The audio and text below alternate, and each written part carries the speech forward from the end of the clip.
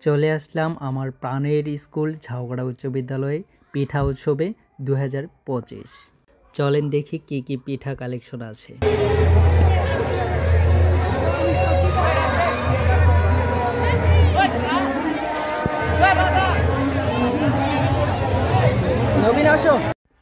দেখলাম অনেক সুন্দর সুন্দর পিঠা বানিয়েছে ঝাউগড়া উচ্চ বিদ্যালয়ের স্টুডেন্টরা। পিঠা আছে সন্দেশ, পাটিসাপটা, ফুল পিঠা, তেজপাতা পিঠা, এরপর পুলি পিঠা।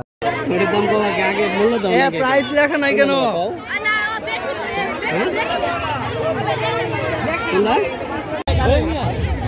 বলেন কোনটা?